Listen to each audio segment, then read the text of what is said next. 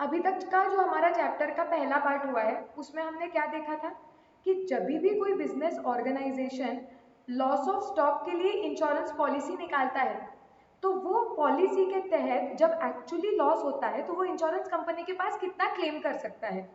ठीक है, तो वो हमने पूरा कैलकुलेशन देखा। अब हम सेकेंड टाइप ऑफ पॉलिसी पे आ रहे हैं and that is claim for loss of profit.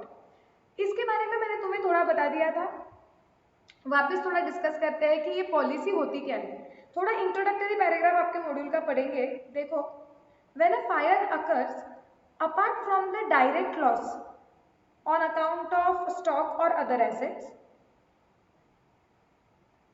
There is also a consequential loss. मतलब वो वही बोल रहे हैं जो हमने पहले भी डिस्कस किया है कि जब आग लगती है तो डायरेक्ट लॉस आपको दिखता है कि स्टॉक डिस्ट्रॉय हो गया, कोई एसेट्स डिस्ट्रॉय हो गए, लेकिन एज कॉन्सिक्वेंस ऑफ फायर या ये सब आग लगने के वजह से बिजनेस प्रीमाइसेस, बिजनेस का स्टॉक ये डिस्ट्रॉय होने के वजह से उसके फ्यूचर के भी रेपरकेशंस होते हैं।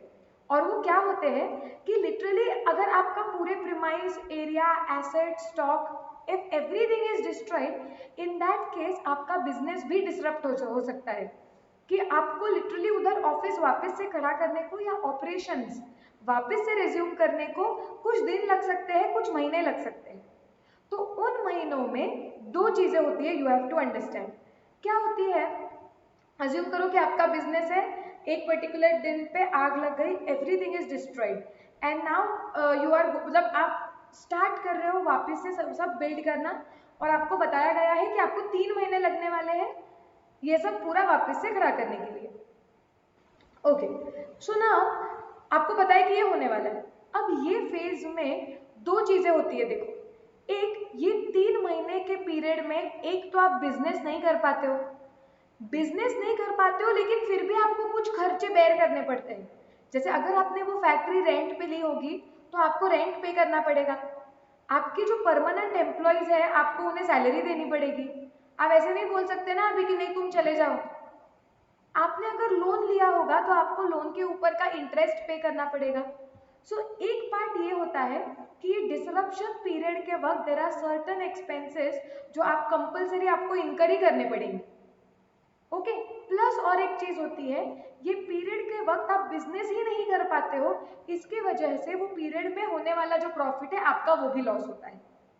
तो वो पीरियड में आपका जितना भी प्रॉफिट होने वाला था, जो पैसा आप कमा के फाइनली घर पे लेके जाने वाले थे, ओके, सो वो प्रोटेक्टेड रहे, इसके लिए कुछ बिजनेस ऑर्गेनाइजेशंस ये पॉलिसी निकालती है which is loss of policy.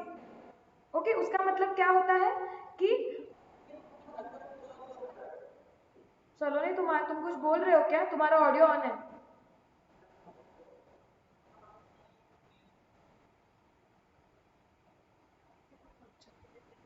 सलोनी तुम्हारा ऑडियो ऑन है, बैकग्राउंड वॉइस आ रहा है काफी। हाँ, सो हम ये बोल रहे थे कि ये हम कैसे खुद के बिजनेस को इससे प्रोटेक्ट करें। तो हम लॉस ऑफ प्रॉफिट ये पॉलिसी निकाल सकते हैं और ये पॉलिसी में क्या होगा कि हम इंश्योरेंस कंपनी को बोल सकते हैं कि ये पीरियड में जो हम बिजनेस ना कर पाए, हम घर पे जितने पैसे लेके जाने वाले थे, जो हमारा प्रॉफिट होने वाला था, वो आप हमें दे दो। ओके, सो नाउ ये पार्ट में भी हमें क्या सीखना है?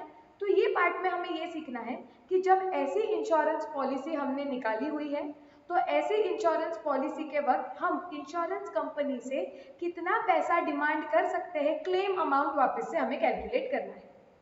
सो आर वी एब्सोल्युटली क्लियर कि ये पॉलिसी कब निकाली जाती है और हमें इस पार्ट में करना क्या है? Yes, no, yes, okay.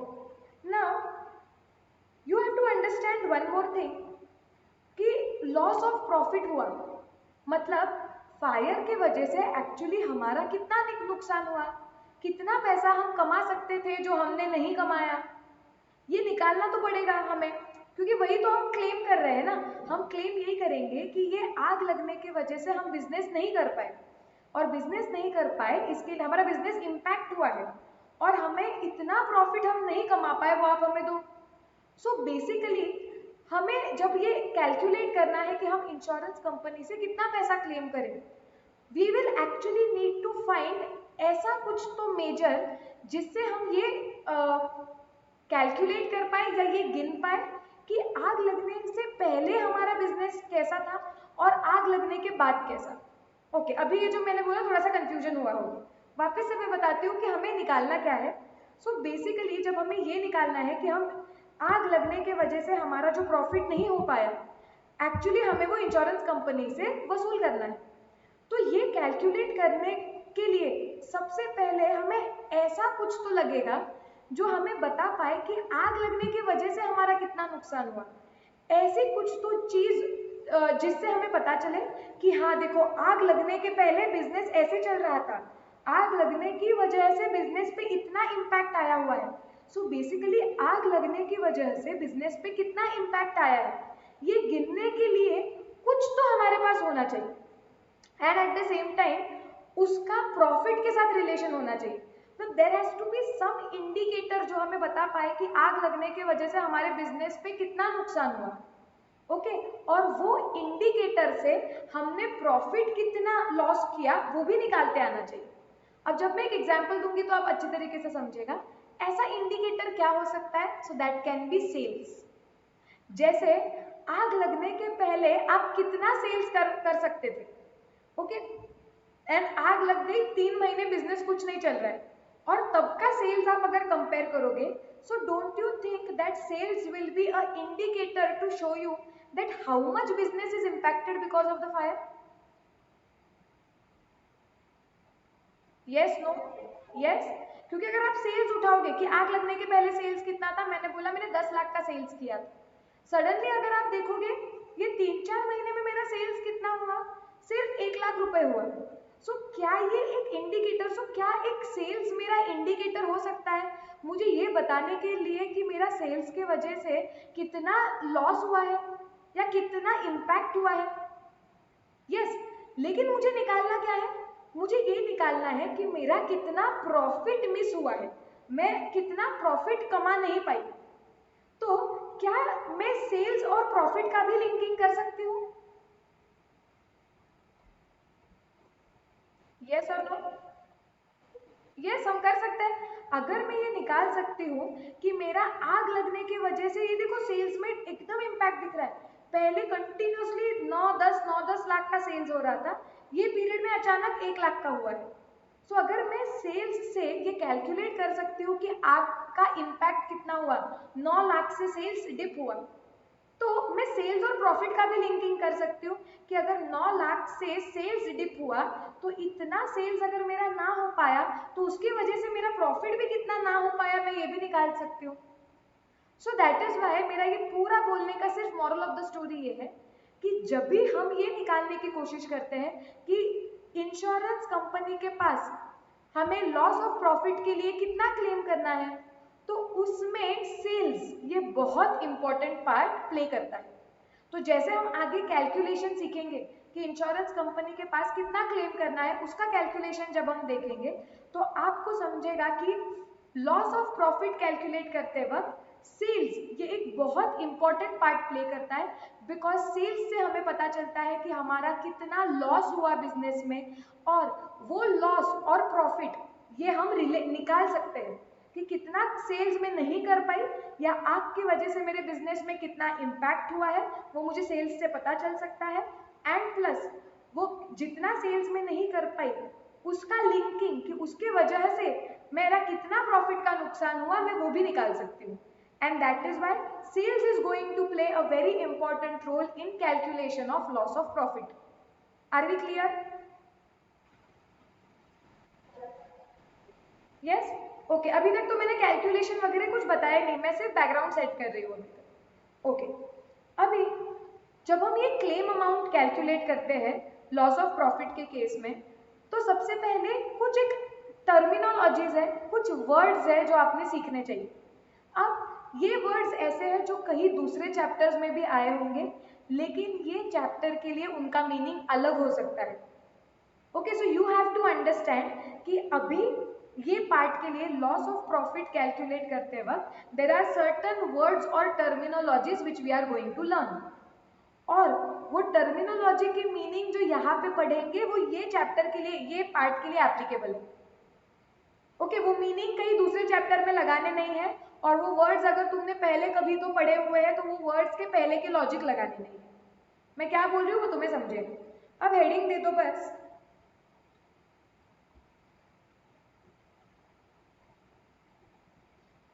Important terms.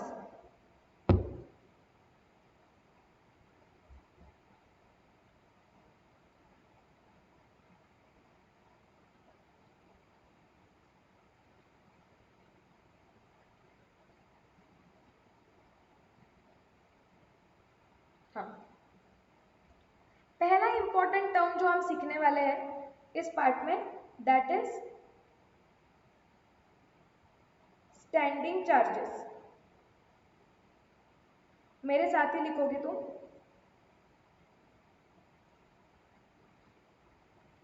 हाँ, सी, जैसे अभी मैंने आपको बताया कुछ खर्चे ऐसे होते हैं जो बिजनेस को पे करने ही पड़ेंगे, इवन दो तुम्हारी बिजनेस एक्टिविटी बंद है क्योंकि आग लगी हुई है। ऐसे खर्चे which you have to compulsorily pay even though your business activity is stopped, even if your production is not taking place, that is, those expenses are called as standing charges। कि आग लग गई, बिजनेस बंद है, कुछ business activity नहीं हो रही है, फिर भी वो खर्चे आपको इनकर करने ही पड़ते हैं। ऐसे खर्चों को क्या बोलते हैं? Standing charges. क्लियर? इलेक्ट्रिसिटी का बेसिक अमाउंट होगा, क्योंकि इलेक्ट्रिसिटी बिल अगर आप देखोगे तो उसमें दो चीजें आती है।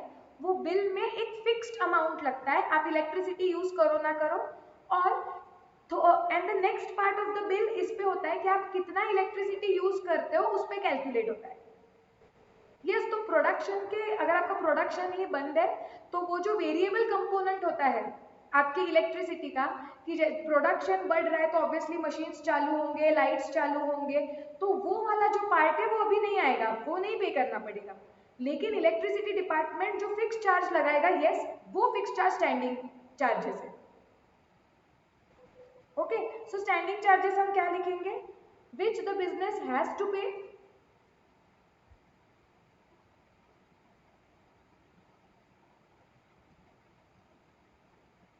even if business activities are not carried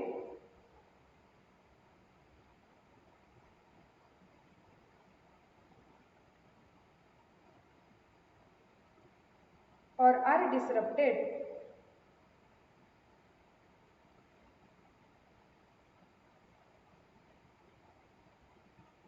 example अभी मैंने आप लोगों को बताया क्या हो सकता है?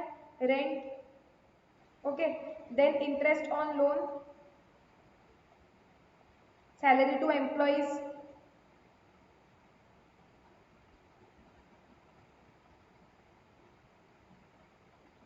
Are we clear?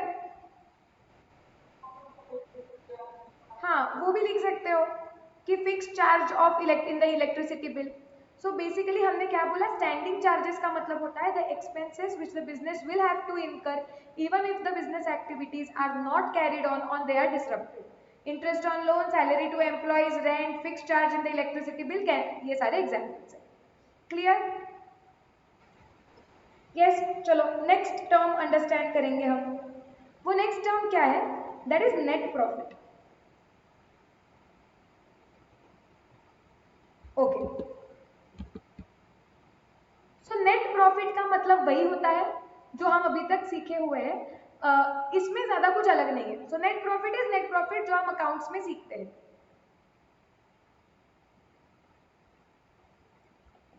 ओके, लेकिन ये नेट प्रॉफिट के वक्त कुछ पॉइंटर्स आपको याद रखने हैं कि जब मैं ये पार्ट ऑफ द चैप्टर में नेट प्रॉफिट वर्ड यूज करूंगी तो इसमें कुछ चीजें पॉइंटर्स है क्या, कि ये नेट प्रॉफिट जो आप कैलकुलेट करते हो, वो कैलकुलेट करते वक्त आप सबको पता है नेट प्रॉफिट हम कैसे कैलकुलेट करते हैं?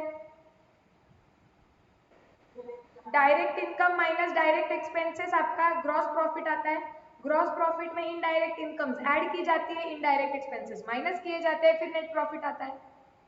सो बेसिकली नेट प्रॉफिट का मतलब इधर भी नेट प्रॉफिट ही होता है, सिर्फ इसमें कुछ की पॉइंट्स हमें ध्यान रखने हैं कि ये नेट प्रॉफिट कैलकुलेट करते वक्त कहीं पे भी आपको ध्यान रखना है कि कैपिटल रिसीट्स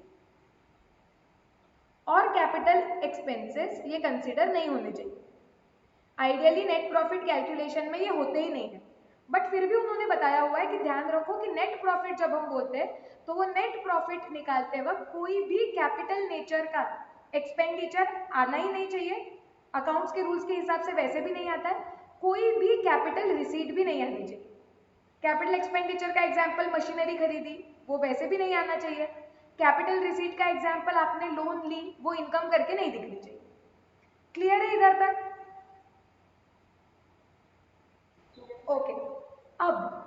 अब ये ध्यान में रखो कि यहाँ पे जब हम नेट प्रॉफिट की बात करते हैं तो we are talking about the net profit which are business earns from the premises in which the fire has taken place. तो यहाँ पे से क्या पर्पस, ये क्या है प्लीज समझ लो। यहाँ पे हम ये निकालने की कोशिश कर रहे हैं कि हमारा कितना प्रॉफिट का नुकसान हुआ है बिकॉज आग लग गई।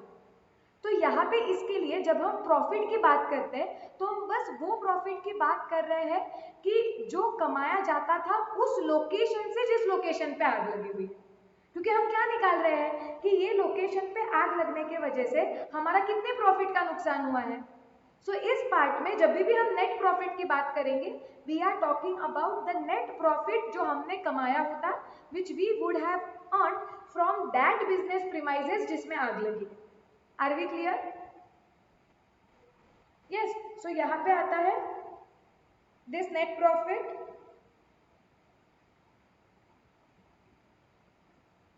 it should be from business premises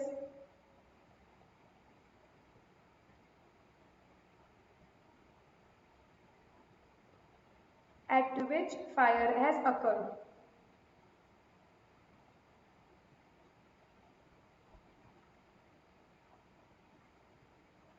okay और बाकी ये नेट प्रॉफिट निकालते वक्त ध्यान रखो कि सारे एक्सपेंसेस माइनस हुए हैं ना, including depreciation. Okay, so this has to be after all expenses including depreciation.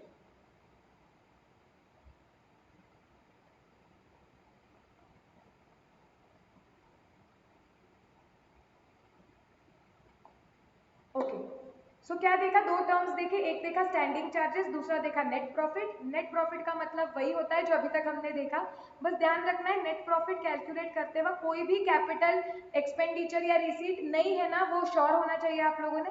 And वो जो नेट प्रॉफिट है जिसके बारे में हम बात कर रहे हैं that is the net profit which we would have, we are talking about the net profit from the business premises at which fire has taken place. हम सिर्फ उधर के वो बिजनेस प्रीमाइस से कमाए हुए नेट प्रॉफिट की बात कर रहे हैं। क्लियर है इधर तक? Yes. Now will understand a very important term which is gross profit. और आप यहाँ पे बोलोगे कि मैम क्या है ये नेट प्रॉफिट, ग्रॉस प्रॉफिट हमको पता है। हाँ, अब यहाँ पे फोकस करो। इस चैप्टर के लिए ग्रॉस प्रॉफिट का एक स्पेसिफिक मीनिंग होता है। जो ग्रॉस प्रॉफिट आप पहले सीखे हुए हो, ओके, जो हम ट्रेडिंग अकाउंट में, फाइनल अकाउंट्स में सीखे हुए हैं, वो ग्रॉस प्रॉफिट का मीनिंग यहाँ पे लगाना नहीं है। इस चैप्टर के लिए ग्रॉस प्रॉफिट का मीनिंग क्या है वो मैं अभी बताऊंगी, और बस वही मीनिंग आपको इस चैप्टर के लिए याद रखना है। सो इस चैप्टर के लिए ग्रॉस प्रॉफिट का मतलब क्या होता है? Net profit plus insured standing charges.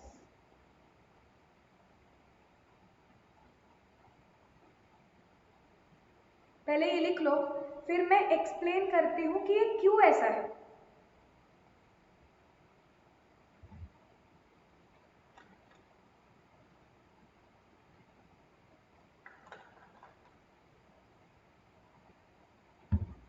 सी, अब फोकस हाई रखो।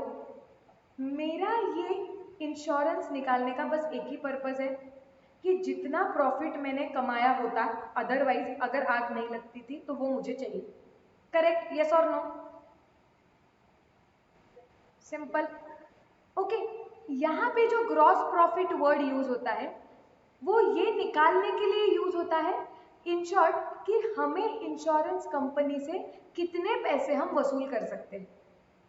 सो yeah gross profit basically yeah we are talking about कि हम इंश्योरेंस कंपनी से कितने पैसे ले सकते हैं एंड दैट इज वाई वो ग्रॉस प्रॉफिट का मतलब होता है कि नेट प्रॉफिट मतलब फाइनल जो net profit, you have to just understand this कि हमें इंश्योरेंस कंपनी से क्या क्या चाहिए, जो नेट प्रॉफिट हमने कमाया होता अगर आग नहीं लगती थी तो हमें वो चाहिए।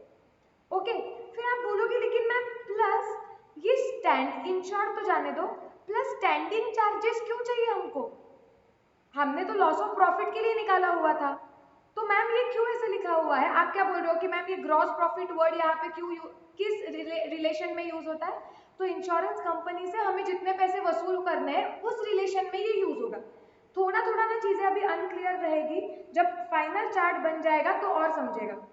तो पेशेंस प्लीज रखो, आई प्रॉमिस यू कि जब चार्ट हो जाएगा ना तुम बोलोगे कि इससे बेटर कभी समझा ही नहीं था। ओके, तो यहाँ पे आप बोलोगे कि ठीक है मैम हमें ये समझ रहा है कि ग्रॉस प्रॉफिट हम वर्ड किसके लिए यूज करने वाले हैं, या क्या हम सोच रहे हैं कि इंश्योरेंस कंपनी से हमें क्या वसूल करना है? तो मैम ठीक है ना, नेट प्रॉफिट हमें लेना है, but why standing charges also?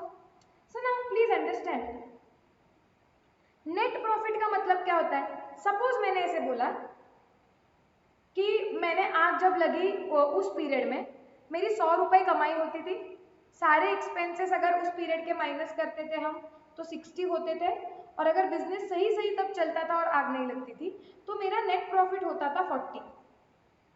Okay, और मैं 40 घर पे लेके जाती थी। तो आप बोलोगे मैम सिंपल है, तो इसका मतलब हम इंश्योरेंस कंपनी से 40 लेना चाहिए।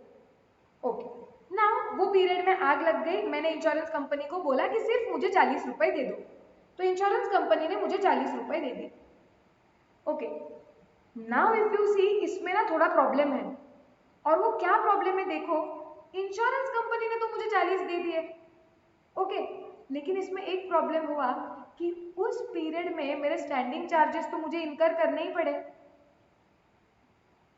और मेरे स्टैंडिंग चार्जेस थे सपोज 15 रुपए, तो इंश्योरेंस कंपनी ने मुझे 40 रुपए दिए, मुझे स्टैंडिंग चार्जेस इनकर करने ही पड़े 15 रुपए के। तो एक्चुअली मैं घर पे कितने पैसे लेके गई? 25 रुपए।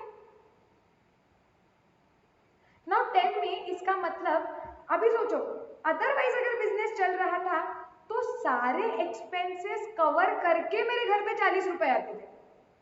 अब भी क्या हो गया, अगर मैं इंश्योरेंस कंपनी को बोलती हूँ हाँ मुझे 40 रुपए दे दो, लेकिन भाई वो 40 रुपए देंगे लेकिन कुछ खर्चे भी तो आपको इनकर हो रहे हैं, आपको खर्चे माइनस करके, सब माइनस करके फाइनली आपके घर पे 40 लेके जाना है। तो अगर आप इंश्योरेंस कंपनी को बोलोगे कि मुझे 40 दो, तो आप वो दे देगी 40 तुमको, लेकिन वो खर्चे फिर अलग से आपको वसूल मतलब पे करने हैं। आपको स्टैंडिंग चार्जेस अगर 15 पे करने पड़े तो आपके घर पे कितने पैसे जाएंगे? सिर्फ 25। सो लॉजिकली आपने इंश्योरेंस कंपनी से क्या क्या वसूल करना चाहिए अगर आग लगी है तो? एक आपको क्या, आपका पर्पस क्या है कि जितना नेट प्रॉफिट आप घर पे लेके जाने वाले थे वो आपको लेके जाना है, तो आप इंश्योरेंस कंपनी से सिर्फ 40 डिमांड करोगे क्या? नहीं, आप इंश्योरेंस कंपनी से कितना डिमांड करोगे बताओ मुझे? 55 डिमांड करेंगे ना हम क्या इंश्योरेंस कंपनी को बोलेंगे कि देखो मेरा इंटेंशन था कि मुझे घर पे 40 रुपए लेके जाने नेट प्रॉफिट, तो मुझे वो प्रॉफिट तो चाहिए, ओके, तो वो तो मैं लेके जाऊंगी, और प्लस इसमें ये पीरियड में जो खर्चे हुए हैं आप मुझे वो भी दो वापस से, क्योंकि ये मेरे 15 रुपए खर्चा हुआ है and I want to take away home 40 net profit. और प्रॉफिट कैसे आता है? सारे खर्चे माइनस करने के बाद टेक्निकली। तो हम इंश्योरेंस कंपनी को बोलेंगे कि ये जितने मेरे स्टैंडिंग चार्जेस मुझे इनकर करने पड़ने वाले हैं आप मुझे वो भी दो, क्योंकि मेरा एक्सपेंस पूरा मीट होना चाहिए, एक्सपेंस मीट करने के बाद मेरा फाइनल प्रॉफिट होने वाला था 40 का, प्लस 40 दो। So that is why here we say कि ग्रॉस प्रॉफिट का मतलब होता है, एंड ग्रॉस प्रॉफिट मैंने आपको बताया हुआ है, यहाँ पे ग्रॉस प्रॉफिट ये यूज होता है हमें इंश्योरेंस कंपनी से कितना पैसा वसूल करना है उसके लिए। एंड दैट इज वाई यहाँ पे ग्रॉस प्रॉफिट का मतलब होता है कि net profit plus standing charges. अब यहाँ पे भी इंश्योर्ड स्टैंडिंग चार्जेस हम सिर्फ लेते हैं, क्यों? क्योंकि अगर आपने इंश्योरेंस निकालते वक्त सारे स्टैंडिंग चार्जेस का इंश्योरेंस नहीं निकाला होगा तो इंश्योरेंस कंपनी तो आपको उतना पैसा देगी ही नहीं। इंश्योरेंस कंपनी सिर्फ आपको जो स्टैंडिंग चार्जेस का आपने इंश्योरेंस लिया हुआ है बस उतना ही देने वाली है। यस और no? Yes. So that is why here the meaning आपको समझ जाएगा और आगे जाके। But that is why here gross profit का मतलब क्या है कि net profit plus insured standing charges. Are we clear? Yes. ये बहुत लोग क्या करते हैं, जब आप देखोगे कि ये कैसे पढ़ते हैं काफी स्टूडेंट्स, तो ये सारी चीजों का मीनिंग रटा जाता है। दे जस्ट अंडरस्टैंड कि इसका मीनिंग क्या है क्या है क्या है, याद रखते हैं। याद रखने की जरूरत नहीं, इसके पीछे लॉजिक्स है प्रॉपर। तो हम हर चीज का लॉजिक देखेंगे। लिख लो अभी, ये नहीं लिख लिया है तुमने, क्लियर है ना? और ये यस, ओके। अब हम और एक चीज यहाँ पे टर्म सीखेंगे which is rate of gross profit।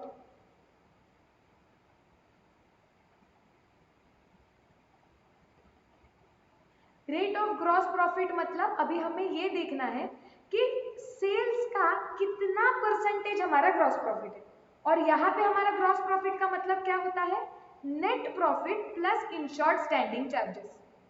तो हम क्या करेंगे, हम इस साल तो आग लग गई है तो इस साल तो देख के, इस पीरियड में देख के कोई मतलब नहीं है। हम क्या करेंगे, पिछले साल हमारा सेल्स कितना हुआ वो देखेंगे। तो हम यहाँ पे डिनोमिनेटर लेंगे टर्नओवर। टर्नओवर का मतलब होता है सेल्स। ये टर्नओवर कौन से पीरियड का लेना है? Immediately preceding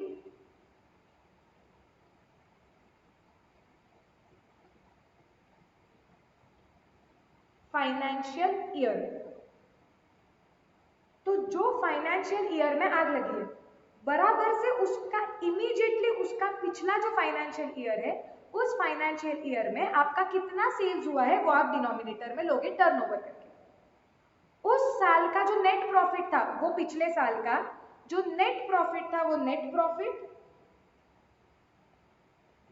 plus insured standing charges plus उस साल के स्टैंडिंग चार्जेस जो है कि जो खर्चे आपको वैसे भी करने ही पड़ने वाले हैं अगर आग लगी तो आप पिछले साल के ऐसे सारे स्टैंडिंग चार्जेस हाईलाइट करोगे और आपने उसमें से जो भी स्टैंडिंग चार्जेस का अज्यूम करो अभी सारे स्टैंडिंग चार्जेस का आपने इंश्योरेंस ले लिया तो आप वो सारे स्टैंडिंग चार्जेस की टोटल ले लोगे।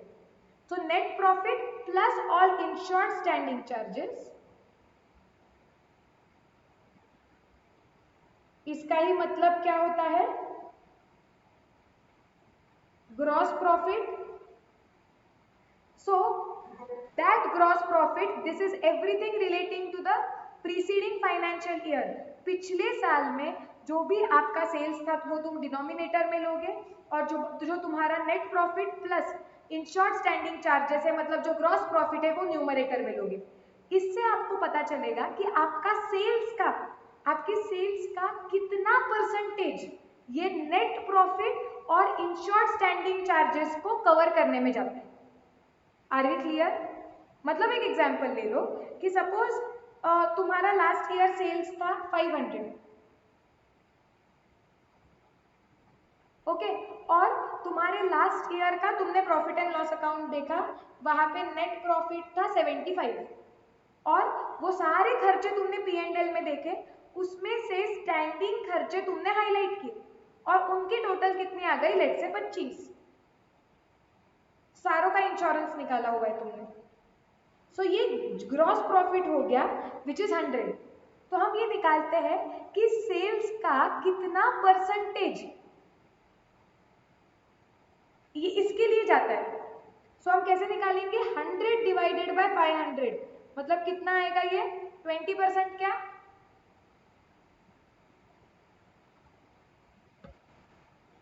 Yes no? यस। तो इसका मतलब हम क्या बोल रहे हैं कि हम जितना भी सेल्स करते हैं उसमें से 20% is equal to the net profit and standing charges. Are we clear about this? Yes. तो यहाँ पे हमने ऐसे ग्रॉस प्रॉफिट रेट निकाला ताकि हमको पता चले कि सेल्स का कितना परसेंटेज हमें लगता है, how much percentage of sales is equal to my net profit plus standing insured standing charges. Clear?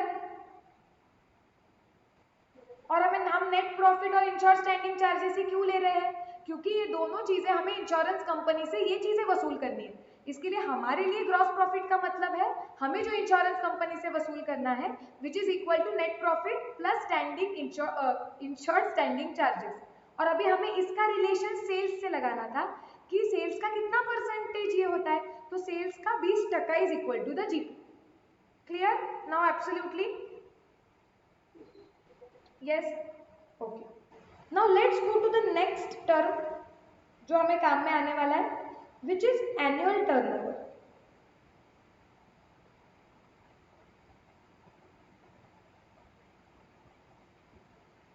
Annual turnover का मतलब क्या होता है? जिस दिन आग लगी, बराबर, उस एग्जैक्टली उसके पीछे के 12 महीने। ओके, पहले लिख लो फिर एक एग्जांपल लेते हैं। So it is annual turnover मतलब टर्नओवर ड्यूरिंग 12 मंथ्स। बट वो 12 मंथ्स कैसे चाहिए? इमीडिएटली प्रीसीडिंग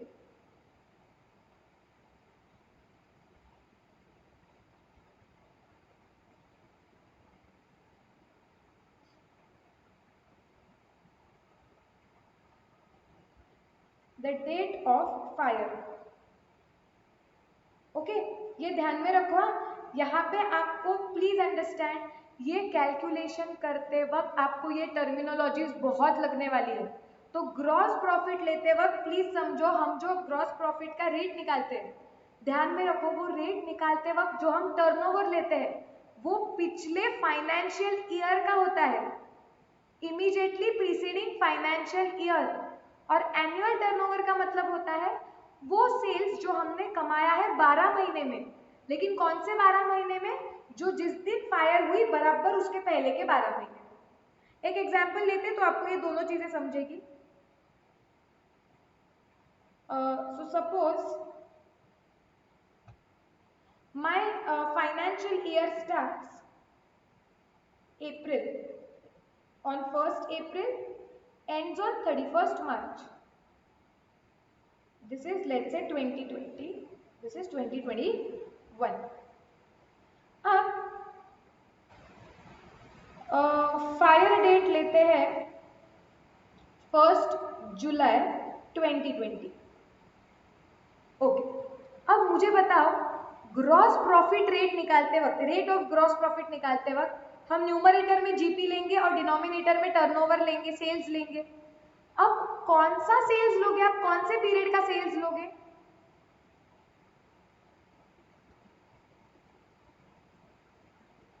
जीपी रेट निकालते वक्त, रेट ऑफ ग्रॉस प्रॉफिट, ये निकालते वक्त हमने क्या बोला? हम पिछले साल का और पिछले साल का टर्नओवर लेंगे, करेक्ट? तो ये पिछले साल का टर्नओवर मतलब मुझे एग्जैक्ट बताओ वो 12 महीने कौन सा पिछला साल होता है? हमने क्या लिखा है? Immediately preceding financial year. तो 1 जुलाई के लिए इमीडिएटली प्रीसीडिंग पिछला फाइनेंशियल ईयर कौन सा था? बताओ रे। मतलब 1 अप्रैल 19 टू 31 मार्च 2020। यस, क्या 1 जुलाई के लिए एग्जैक्टली पिछला फाइनेंशियल ईयर ये था क्या? सो ये हमें टर्नओवर के लिए rate of gross profit calculate करते वक्त हमें टर्नओवर लेना है पिछले फाइनेंशियल ईयर का, इमीडिएटली प्रीसीडिंग फाइनेंशियल ईयर। तो एग्जैक्टली पिछला फाइनेंशियल ईयर कौन सा था? 1 अप्रैल 19 से लेके 31 मार्च 2020। Are we absolutely clear? Yes. अब हमें निकालना है सपोज रेट ऑफ नहीं, हमें निकालना है एनुअल टर्नओवर। एनुअल टर्नओवर में हमने क्या बोला कि यहाँ पे भी सेल्स ही आएगा।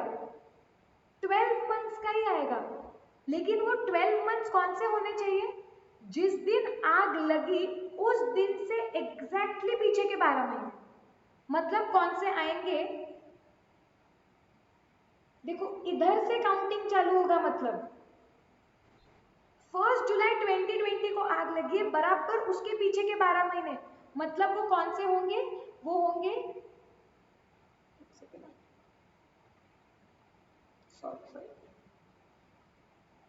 बताओ मुझे कौन से होंगे एग्जैक्टली? पिछले 12 महीने, एग्जैक्ट पिछला 12 महीना 30 जून को खत्म होगा क्या 2020 को?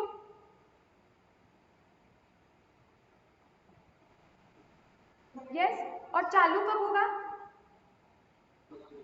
1 जुलाई 19 को।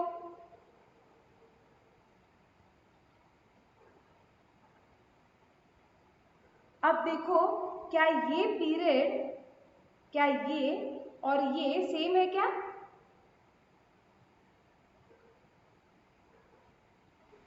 नो। तो ये तुम्हें एग्जाम में ध्यान रखना है कि ग्रॉस प्रॉफिट लेते वक्त हम बराबर पिछला फाइनेंशियल ईयर उसका सेल्स लेते हैं, और एनुअल टर्नओवर का मतलब होता है जिस दिन आग लगी बराबर उससे एग्जैक्टली पीछे के 12 महीने। तो यहाँ पे आग लगी 1 जुलाई 2020 को, तो उसके पीछे के 12 महीने कौन से होंगे? जो 1 जुलाई 19 को स्टार्ट होंगे और 30 जून 2020 को खत्म होंगे। Are we absolutely clear about this? ये एग्जाम्पल लिखना है तो लिख लो। तो यहाँ पे 12 मंथ्स इमीडिएटली प्रीसीडिंग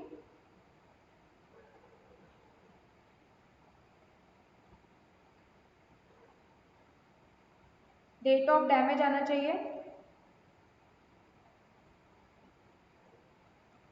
तो वो आ गया 1 जुलाई 19 टू 30 जून 2020।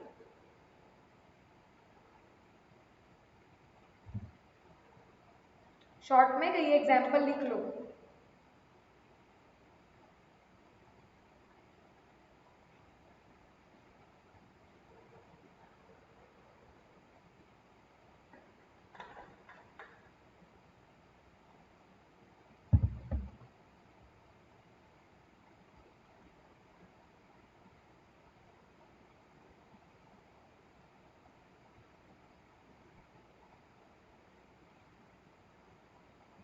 क्लियर है क्या? जाना है आगे? Yes, okay. Now one more नया वर्ड जो हम यहाँ पे सीखने वाले हैं, इंडेमनिटी पीरियड।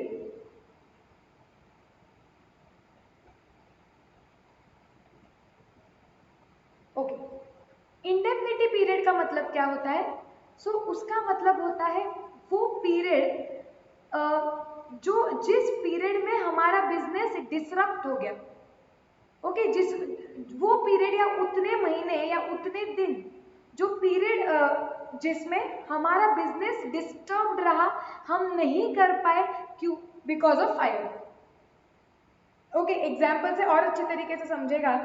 जैसे यहाँ पे ही 1 जुलाई को आग लगी, ओके, और मेरा बिजनेस एक्चुअली प्रॉपरली स्टार्ट हुआ उसके बाद 30 सितंबर को। So the period for which my business was impacted, it was disrupted because of such damage or because of such event or because of fire. That period is called as indemnity period. तो यहाँ पे indemnity period कौन सा है, कितना है? जुलाई, अगस्त, सितंबर, 3 months is indemnity period. Are we clear? Right, obviously आग indemnity period का मतलब क्या होता है? वो समय जिसके जो टाइम के लिए मेरा बिजनेस इम्पैक्टेड रहा या डिसरप्टेड रहा, तो वो आग लगने के बाद ही होगा ना। ओके, सो इवेंट होने के वजह से या आग लगने के वजह से कितने समय तक, कितने दिनों या महीनों तक मेरा बिजनेस नहीं चल पाया ढंग से, डिसरप्टेड रहा, that period is called as indemnity period. And that indemnity period should not be more than 12 months for this insurance policy purpose. मतलब यहाँ पे it should not be more than 12 months calculations के लिए। सो यहाँ पे हम क्या लिखेंगे? ये सारी चीजें ना आपके मॉड्यूल में भी एक्सप्लेन की गई है। ये देखो टर्म्स डिफाइंड। सो देखो इंडेमनिटी पीरियड यहाँ पे भी देखो, the period beginning with the occurrence of the damage, जब डैमेज अकर हुआ तब से लेके ये पीरियड चालू होता है, and ending not later than 12 months thereafter during which the results of the business shall be affected in the consequence of the damage. Thus it is a period during which business is disturbed due to fire and it is not greater than 12 months. Simple language में। Okay, सो हम यहाँ पे लिखेंगे indemnity period मतलब क्या? Period during which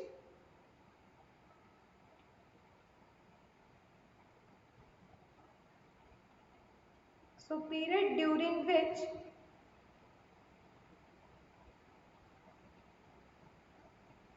business is impacted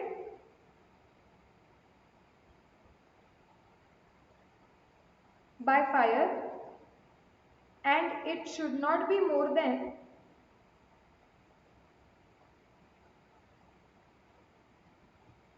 12 months। Clear है? इसका मतलब भी समझ गया? यस, ओके, चलो नेक्स्ट। हाँ, ये भी बहुत इंपॉर्टेंट है, इधर मुझे फोकस हाई चाहिए, that is standard turnover.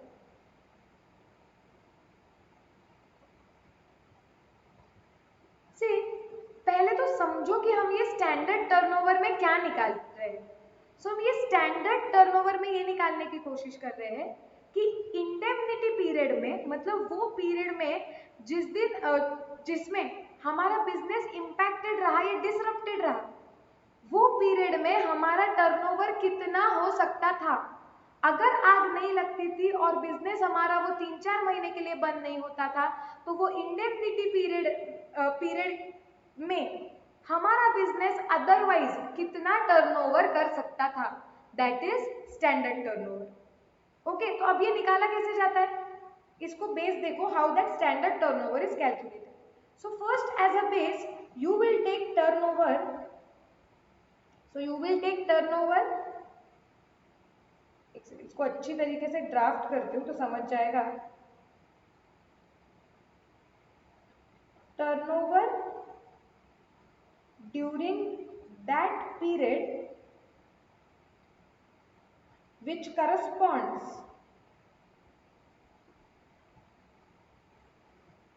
the with the indemnity period। समझेगा? टेंशन मतलब एकदम सिंपल है, इसको मैं कुछ लिख के भी दूंगी। ओके, सो सी, हमने क्या बोला? स्टैंडर्ड टर्नओवर का मतलब क्या होता है कि इंडेमनिटी पीरियड में हमारा सेल्स कितना हो सकता था। अब हमें ये कैलकुलेट करना है, तो इसके लिए सबसे पहले हम बेस क्या लेंगे?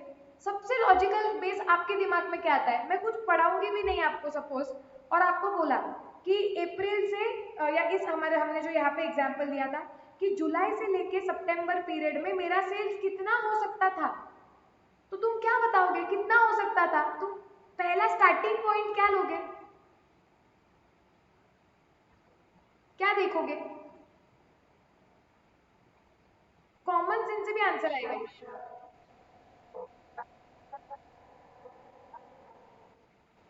पिछला फाइनेंशियल ईयर कब से स्टार्ट हुआ तब से नहीं, सिंपल एग्जांपल लेके देखो। एक बिजनेस सोचो तुम दिमाग में और फिर बताओ आंसर।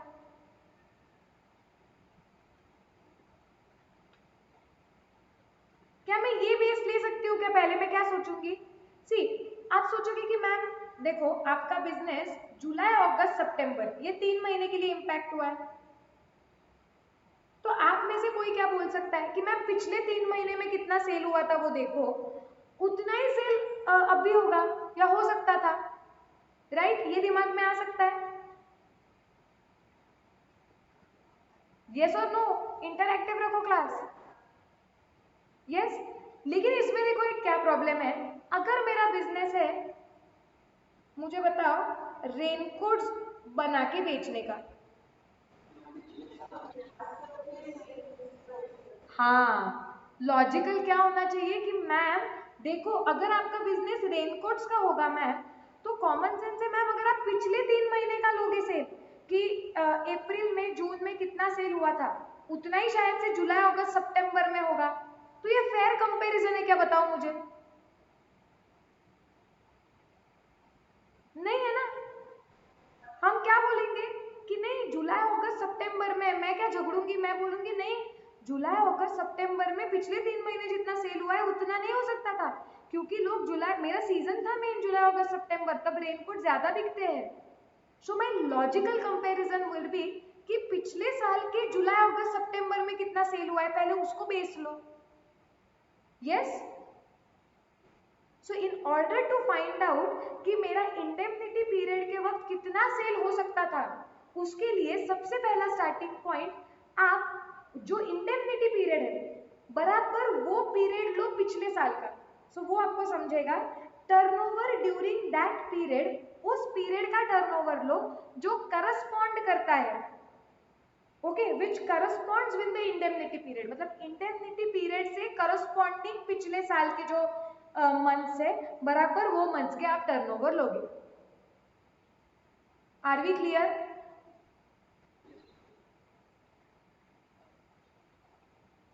ओके, सो और अगर आपको क्लियर चाहिए तो turnover during that period which corresponds with the indemnity period, correct है, इससे समझ जाएगा आपको। यहाँ पे लिखो, चाहिए तो सिंपल पिछले साल का, पिछले साल के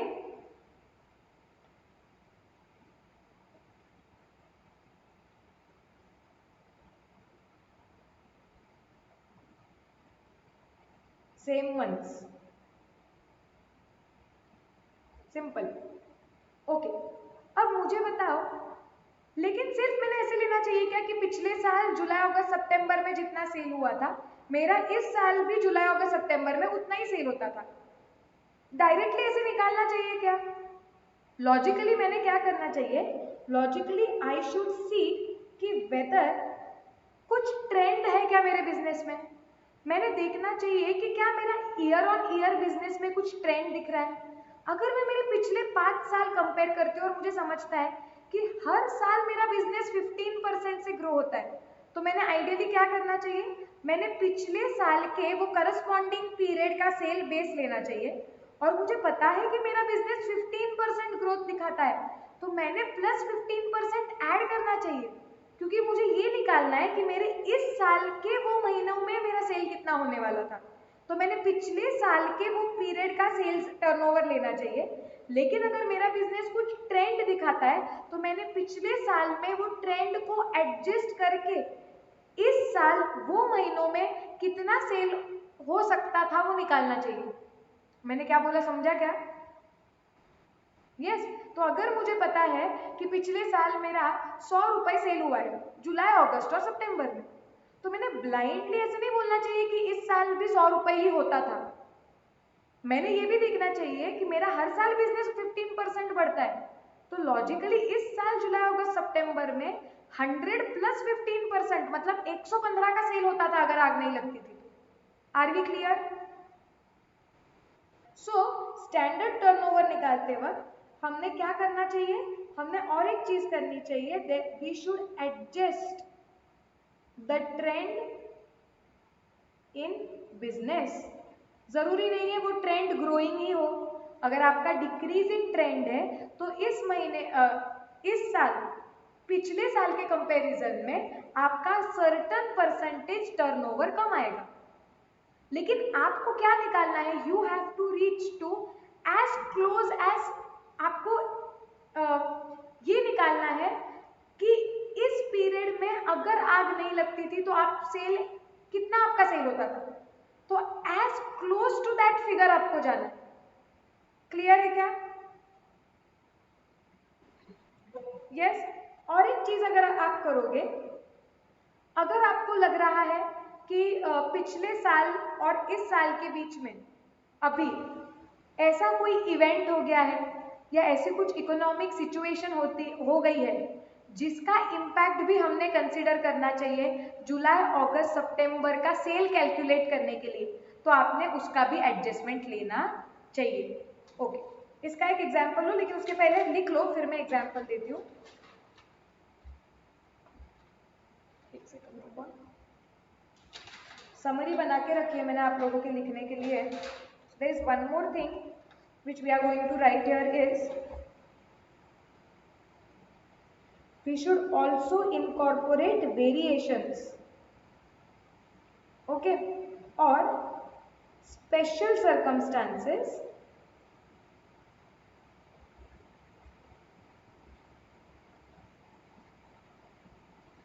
taking place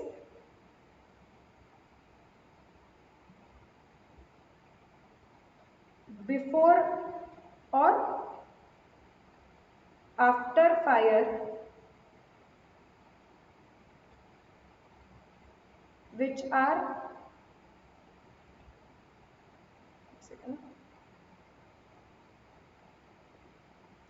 or which would have impacted the sales of indemnity period।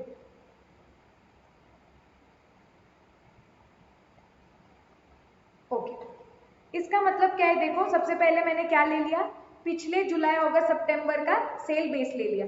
फिर मैंने बोला कि बिजनेस में 15% ट्रेंड था, तो मैंने वो ट्रेंड के लिए एडजस्ट कर दिया, प्लस 15% कर दिया।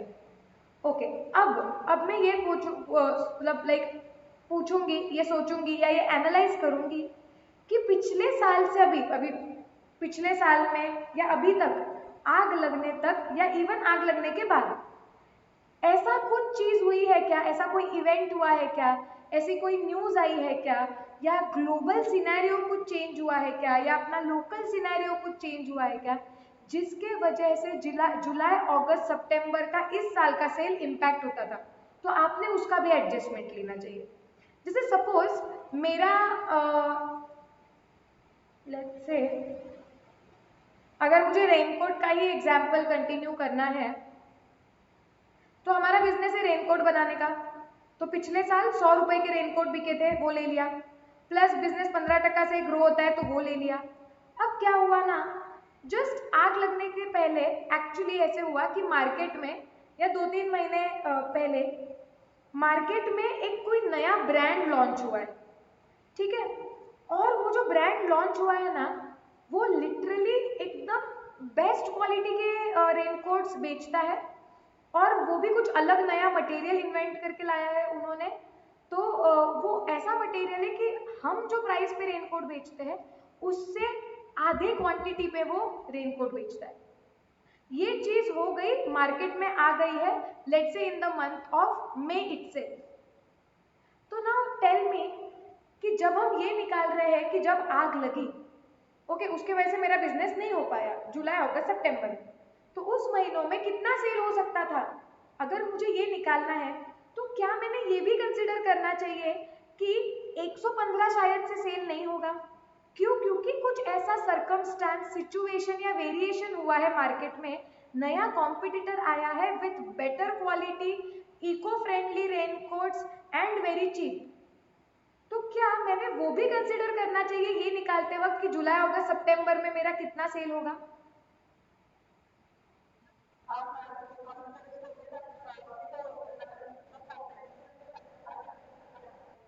हाँ, राइट।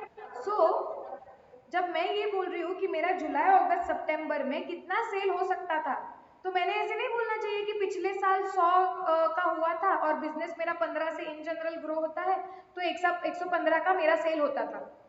नहीं ना, मैंने ये भी ध्यान रखना चाहिए कि जस्ट उसके पहले एक कॉम्पिटिटर आया है जिसके वजह से मेरा सेल इम्पैक्ट होता था, तो मैंने वो भी कंसिडर करना चाहिए स्टैंडर्ड टर्नओवर निकालने के लिए।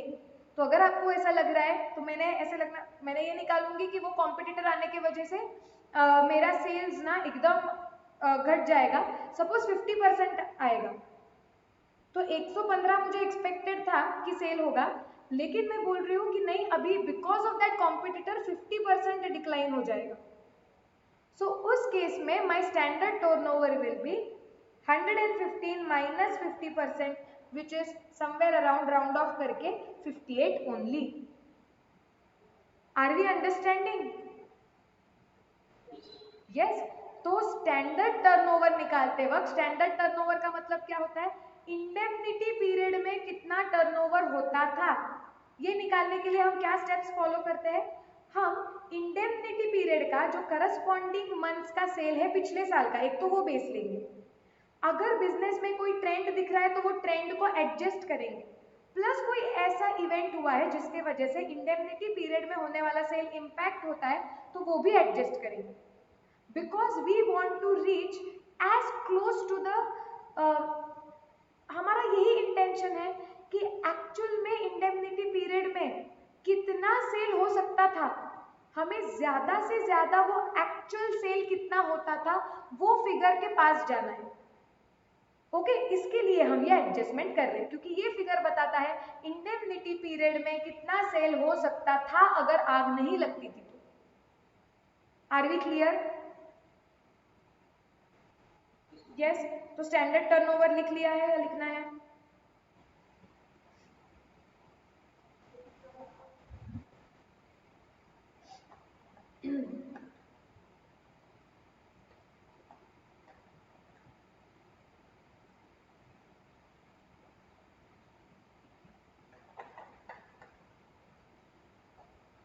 सबका हो गया है? यस। ओके, एक बार क्विकली ये सारे टर्म्स रिवाइज कर देते हैं क्योंकि अभी मैं चार्ट, हम मास्टर चार्ट पे जाएंगे जो चार्ट में अभी हम मुद्दे की बात करने वाले हैं कि क्लेम कैलकुलेट कैसे करना है। अब तक तो हम सिर्फ वर्ड्स इधर उधर के कैलकुलेट, मतलब अभी तक तो सिर्फ वर्ड्स सीख रहे थे। ठीक है, चलो नोटबुक के पहले पार्ट पे चले जाओ, लेट्स क्विकली रिवाइज। ओके, सो ये पार्ट के लिए स्टैंडिंग चार्जेस का मतलब क्या होता है? The expenses which business has to incur, okay, even if the business activities are not taking place, such expenses are called as standing charges। okay, फिर हमने क्या देखा? नेट प्रॉफिट का मतलब क्या होता है? सो नेट प्रॉफिट मीन्स जो अब तक हमने सीखा हुआ है net profit, all the incomes minus all the expenses. बस ध्यान रखना है नेट प्रॉफिट कैलकुलेट करते वक्त नो कैपिटल रिसीट और no capital expenditure is considered. Then here we are talking about only the net profit from those premises which are affected because of fire। Okay, so that is important। While calculating net profit, all expenses should be deducted including depreciation। Clear? Then हमने सीखा gross profit का मतलब क्या होता है। यहाँ पे gross profit का मतलब होता है net profit plus insured standing charges. फिर हमने बोला रेट ऑफ ग्रॉस प्रॉफिट कैसे निकलता है, तो रेट ऑफ ग्रॉस प्रॉफिट निकलता है by way of gross profit divided by turnover. ये जो ग्रॉस प्रॉफिट है वो भी हमें क्या किसका लेना है? इमीडिएटली प्रीसीडिंग फाइनेंशियल ईयर, और टर्नओवर भी इमीडिएटली प्रीसीडिंग फाइनेंशियल ईयर का लेना है। फिर हमने बोला एनुअल टर्नओवर का मतलब क्या होता है? Sales during 12 months, but which 12 months? Immediately preceding the date of damage. फिर हमने बोला indemnity period, so indemnity period is the period during which my business gets disrupted और my business is impacted because of fire and it should not be more than 12 months. फिर हमने देखा standard turnover. Standard turnover means the turnover which would have happened had the fire not taken place. Okay, तो मतलब वो sales जो होता था अगर आग नहीं लगती थी तो वो कैसे निकालेंगे? पहले इंडेमनिटी पीरियड आइडेंटिफाई करो। ओके, फिर वो इंडेमनिटी पीरियड के करस्पॉन्डिंग मंथ्स देखो बराबर पिछले साल के, उसमें हमने कितना टर्नओवर किया था वो हम लेंगे, उसको हम एडजस्ट करेंगे ट्रेंड के लिए, उसको वापस एडजस्ट करेंगे कोई इवेंट्स, वेरिएशंस या सर्कमस्टेंसेस के लिए जिसके वजह से हमारे इस इंडेमनिटी पीरियड का सेल्स इंपैक्ट होता था, और ऐसे करके हमें मिलेगा standard turnover. Are you absolutely clear? Yes. अब तुम क्या करोगे? अब हमें चार्ट ड्रॉ करना है। ये चार्ट एक पेज पे फिट आएगा क्या? आ जाएगा, चलो एक पेज पे फिट आ जाएगा। मेरे साथ ड्रॉ करते रहो और पूरा पेज यूज होने वाला है, मार्जिन भी यूज करो। ये चार्ट में हम पूरा समराइज्ड है कि लॉस ऑफ प्रॉफिट के केस में क्लेम कैसे कैलकुलेट करना है, ये पूरा समराइज्ड है। This is master chart, trust me ये चार्ट इतने हेल्प करेंगे रिवीजन के वक्त। हेडिंग होगा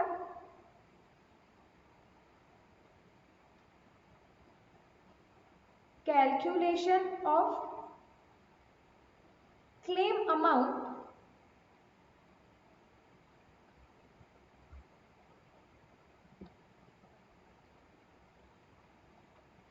in case of loss of profit policy। Okay, so claim कैसे कैलकुलेट करना है वो हम देखने वाले हैं। सो क्लेम कैलकुलेट करने के लिए दो चीजें हम कंसीडर करते हैं। सबसे पहले हेडिंग, ये इसको ए बोलेंगे, which is gross profit on reduced turnover। बहुत सिंपल है ये, लॉजिकली मैं बताती हूँ ये क्या है। ओके सी, ये कैलकुलेट कैसे होता है। सबसे पहले हम लेंगे स्टैंडर्ड टर्नओवर।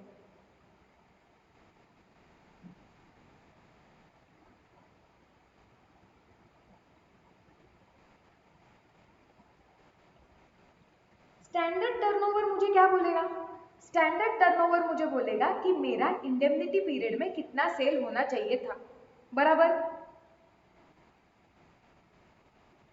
उसको मैं कंपेयर करूंगी एक्चुअल टर्नओवर से।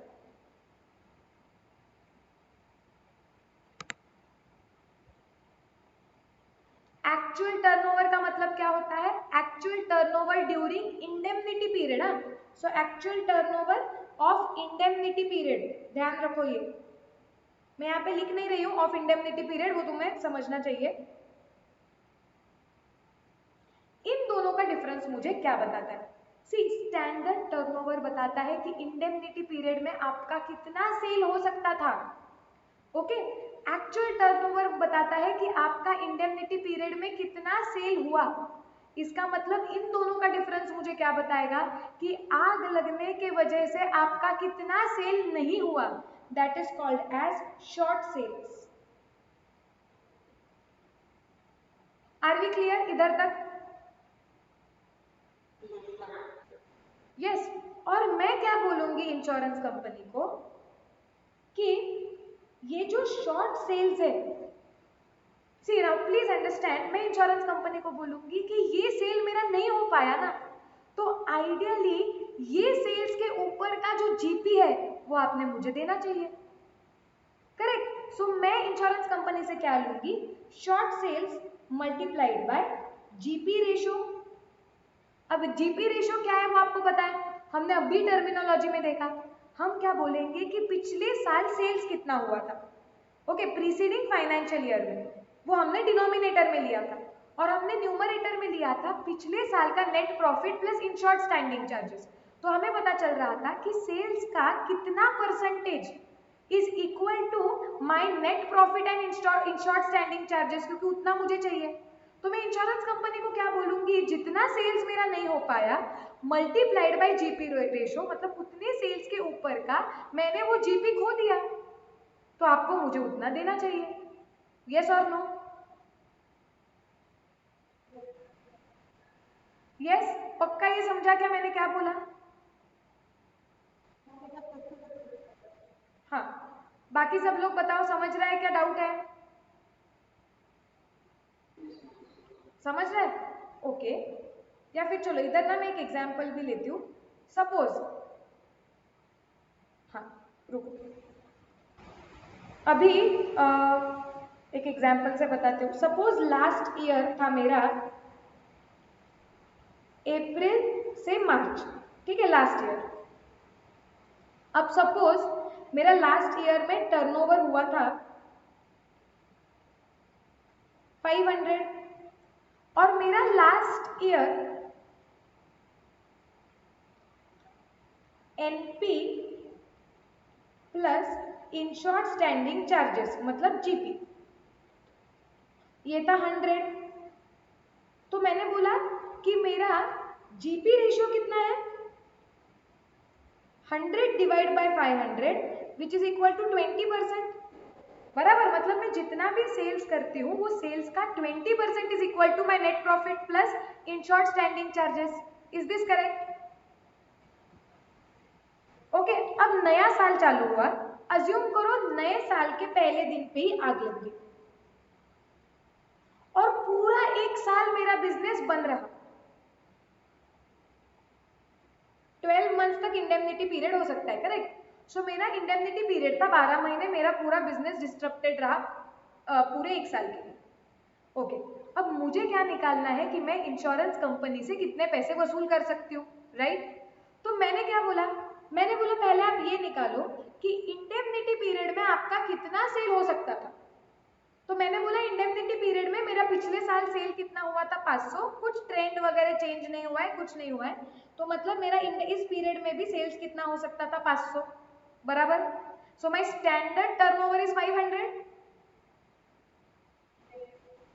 यस, फिर मैंने बोला एक्चुअल सेल्स कितना हुआ, मैंने बोला 0। एक सेल नहीं कर पाई, मेरा बिजनेस इतना गंदा डैमेज था। तो मतलब शॉर्ट सेल्स कितना हुआ, कितना सेल्स में नहीं कर पाई, 500 ना। कितना आग लगने के वजह से कितना कम सेल कर पाई मैं, पूरा 500। That is my short sales. अब मैं इंश्योरेंस कंपनी को क्या बोलूंगी कि देखो मेरा से कुछ भी सेल्स नहीं हो पाया है, तो आइडियली आपने मुझे क्या देना चाहिए, मैं घर पे जितना नेट प्रॉफिट लेके जाती हूँ मुझे वो चाहिए, इसके लिए मैंने इंश्योरेंस निकाली है पॉलिसी, प्लस मुझे क्या चाहिए, मेरे स्टैंडिंग चार्जेस चाहिए।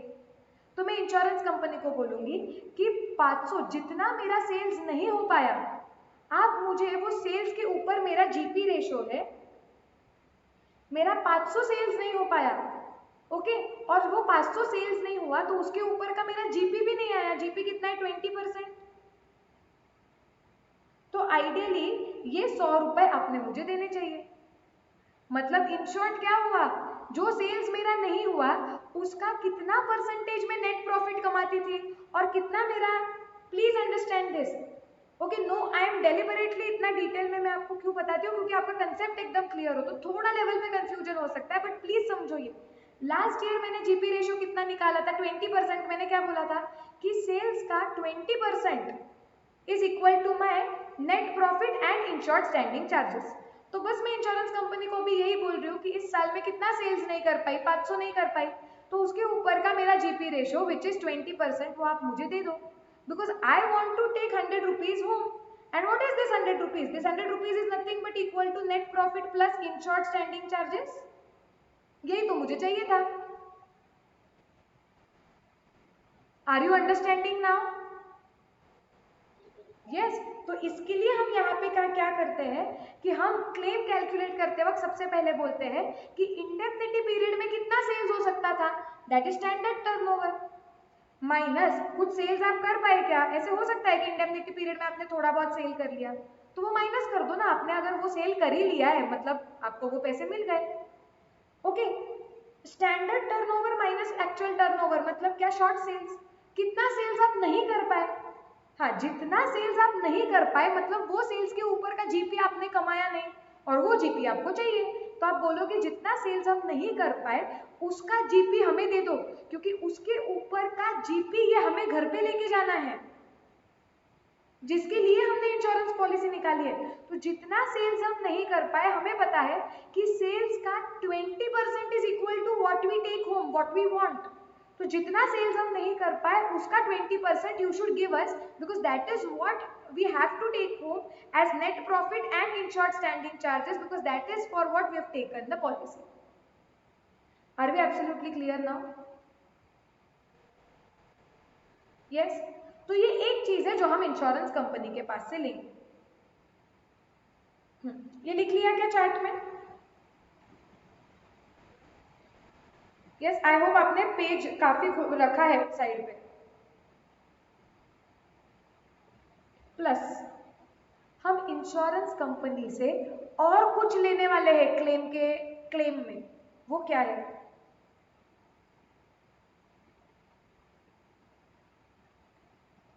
Increased cost of working.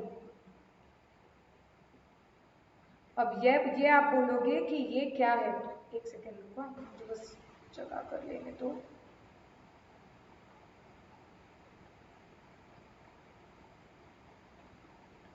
Increased cost, इसका मतलब क्या है आप बोलोगे मैम ये कुछ नया ही वर्ड आया है, तो ये क्या है, मैं लिखवा के देती हूँ क्या है, फिर हम डिस्कस करते हैं।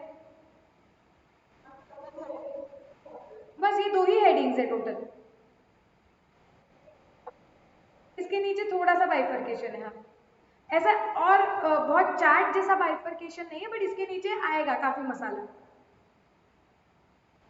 हाँ, तो पहले हमने बोला कि हम इंश्योरेंस कंपनी से और एक चीज लेंगे, और वो और एक चीज क्या है, इंक्रीज्ड कॉस्ट ऑफ वर्किंग। सो ये इंक्रीज्ड कॉस्ट ऑफ वर्किंग का सबसे पहले मीनिंग लिख लेते हैं। उसका मतलब है expenses incurred to minimise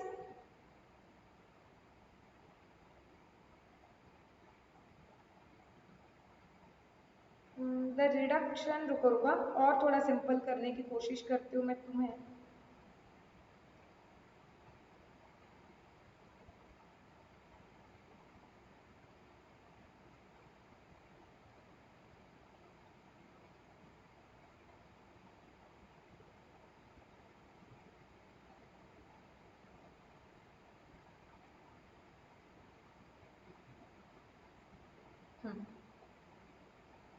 okay, ये क्या है देखो, expenses incurred to minimize short sales, और सिंपल लिखो, मुझे पता है मैं स्क्रैच कर रही हूँ इसलिए 1-2 मिनट लिखो मत तुम। Expenses incurred to increase, simple language में एक्चुअल सेल्स, ये ज्यादा समझेगा। यस, हाँ सी, अब ये क्या है, और सपोज मैंने बोला कि हमने ये एग्जाम्पल दिया था कि बिजनेस में आग लग गई। अब सपोज मेरा इंडेमनिटी पीरियड है वही जुलाई से सितंबर का, ठीक है। अब इस पीरियड में मेरा स्टैंडर्ड टर्नओवर सपोज हो सकता था 1000 का। अब क्या हुआ, मुझे ये पता चला कि यार ये आग लगने की वजह से मैं फैक्ट्री में कुछ भी नहीं काम कर पाऊंगी। सो एक्चुअली सिचुएशन ऐसी है कि मेरा एक्चुअल सेल्स कितना एक्सपेक्टेड है, वैसे देखा जाए तो 0, बिकॉज फैक्ट्री में कहीं जगह ही नहीं है, मैं क्या करूं, इतना बर्बाद हो गया है। So I don't think for next 3 months I will able to do anything, और अगर मैं वहां पे कुछ भी नहीं कर पाई तो फिर इसका मतलब मेरा एक्चुअल सेल्स कितना हो जाएगा, 0। इसका मतलब मेरा शॉर्ट सेल्स कितना होगा, 1000 का। Okay, everybody agrees with this, yes. और अगर मेरा शॉर्ट सेल्स 1000 हुआ, और अज्यूम करो मेरा जीपी रेशो है 20% का, तो मैं इंश्योरेंस कंपनी को क्या बोलूंगी, जितना भी मेरा शॉर्ट सेल्स हो रहा है आपको उसके ऊपर मुझे जीपी रेशो मेरा देना पड़ेगा विच इज 20%। करेक्ट है क्या?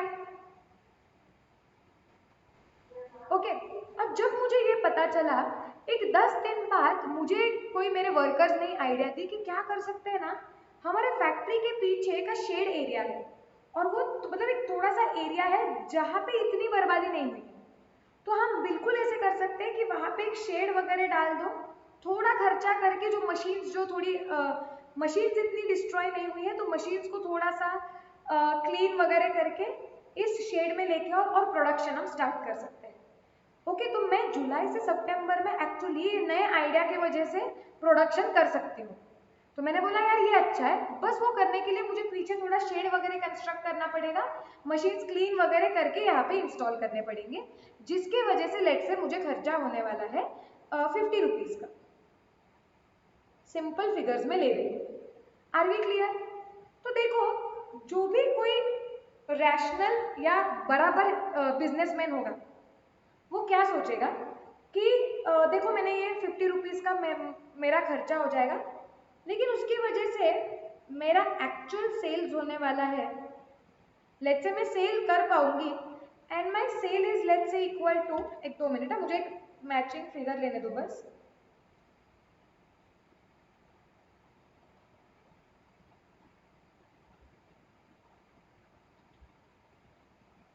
चलो जो आएगा वो आएगा। लेट्स से मेरा एक्चुअल सेल्स उसके वजह से होने वाला है 700। ओके, तो अब देखो क्या होगा जब मैं इंश्योरेंस कंपनी से पैसे लेने जाऊंगी। तो हमने क्या सीखा है, हम कैसे इंश्योरेंस कंपनी को बोलेंगे कि भाई होने वाला सेल तो 1000 था, लेकिन हम एक्चुअली सेल कितना कर पाए, सिर्फ 700 का। मतलब आग लगने की वजह से शॉर्ट सेल्स कितना हुआ, 300 का। तो मैं इंश्योरेंस कंपनी को बोलूंगी आप इसके ऊपर का मुझे 20% दे दो, which is how much, 300 into 20% which is 60। तो मैं इंश्योरेंस कंपनी को बोलूंगी कि आप 60 दे दो। लेकिन if I am smart businessman तो मैं इंश्योरेंस कंपनी को और एक चीज बोलूंगी, मैं उनको बोलूंगी कि भाई वो आग लगने की वजह से मेरा 50 रुपए और खर्चा हुआ है वो शेड बेड बांधने का, तो लॉजिकली आपने मुझे देना चाहिए ये +50। यस और नो? यस। तो इसका मतलब कि ये जो इंक्रीज्ड कॉस्ट ऑफ वर्किंग है, मतलब आपको आग लगने के वजह से अगर आप कुछ एक्स्ट्रा खर्चा करते हो, और वो एक्स्ट्रा खर्चा आप क्यों करते हो, ताकि आपका एक्चुअल सेल्स बढ़े, उस पीरियड में आप एक्चुअल सेल्स बढ़ा पाओ। तो इसके वजह से जो एक्स्ट्रा खर्चा आपका होता है that is called as increased cost of working. So what is increased cost of working? The extra expense which you are incurring. Why? Because indemnity period का actual sales आपको बढ़ाना है, तो वो खर्चे को बोलते हैं इंक्रीज्ड कॉस्ट ऑफ वर्किंग। और आप लॉजिकली क्या करोगे, आप लॉजिकली इंश्योरेंस कंपनी को बोलोगे कि मेरा जो शॉर्ट सेल्स हुआ है 300 का, वो 300 के ऊपर तो 20% तूने देना ही चाहिए, लेकिन आग लगने की वजह से भाई ये इंक्रीज्ड कॉस्ट ऑफ वर्किंग हुआ, मुझे एक्चुअल सेल्स में तभी कर पाई जब मैंने ये इंक्रीज्ड खर्चा किया है। Okay, so in actual sales बढ़ाने के लिए मैंने ये 50 रुपए का खर्चा किया है, so ideally you should give me that 50। Yes or no?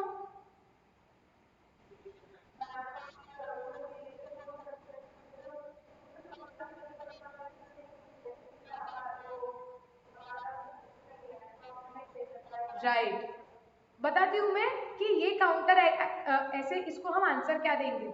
अच्छा डाउट पूछा है कि मैम वो लोग क्या बोलेंगे, वो बोलेंगे देखो हमारी जिम्मेदारी क्या थी, हमारी जिम्मेदारी थी आपको लॉस ऑफ प्रॉफिट देना।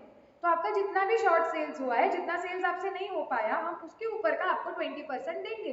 हाँ, आग लगने की वजह से आपको ये 50 रुपए का एक्स्ट्रा खर्चा हुआ है, हम मानते हैं, लेकिन हम क्यों देंगे? करेक्ट। हाँ, अभी आकांक्षा बोलेगी, क्या बोलना है आकांक्षा?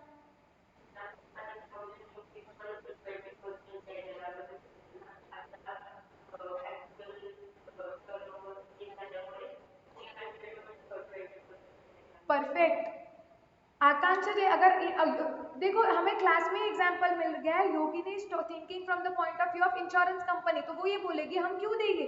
But Akanksha point of view से बोल रही है, वो बिजनेसमैन के, वो क्या बोलेगी आकांक्षा कि देखो भाई ये 50 रुपए के पीछे कटकट मत करो ज्यादा, अगर हमने ये 50 रुपए का खर्चा नहीं किया होता ना तो हमारा एक्चुअल सेल्स कितना होता था, 0। उस केस में तुम्हारा शॉर्ट सेल्स होता था 1000, और आपको 1000 का 20% मतलब हमें कितना देना पड़ता था, 200। ये 50 का खर्चा किया ना तब जाके एक्चुअल सेल्स बढ़ा हुआ है। एंड इसके लिए यहाँ पे लिखा हुआ है कि इंश्योरेंस कंपनी आपको ऐसे जो working charges, increased working charges है, वो तभी देगी अगर वो खर्चे इसके लिए किए गए हैं कि आपका एक्चुअल सेल्स बढ़े।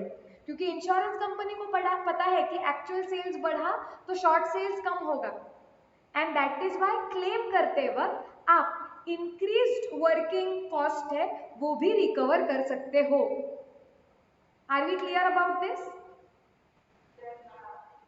Yes, right. लेकिन इंश्योरेंस कंपनी भी पागल नहीं है, आपको increased cost of working insurance company देती है, लेकिन वो बोलती है हम आपको देंगे, लेकिन we will give you lower of following. मतलब नीचे के 3 अमाउंट्स आपको कैलकुलेट करने हैं, वो तीनों में से जो सबसे कम फिगर आएगी वो हम आपको देंगे इंक्रीज्ड कॉस्ट ऑफ वर्किंग करके। ओके, वो 3 फिगर्स क्या है? सबसे पहला actual increased cost, actual increased cost of working. पहले आप ये फिगर लिखो, वो बोलेंगे ये एक अमाउंट आप हमें दो।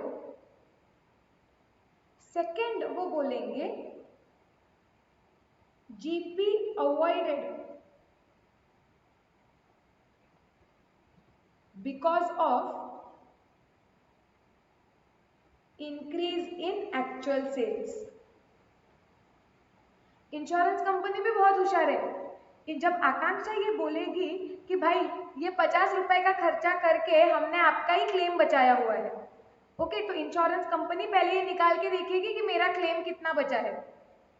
यहाँ पे मुझे बताओ इस सिनेरियो में पहले, ओके, पहले इंश्योरेंस कंपनी को कितना पैसा देना पड़ने वाला था? 200। अब इंश्योरेंस कंपनी को वैसे कितना देना पड़ रहा है? वैसे 60।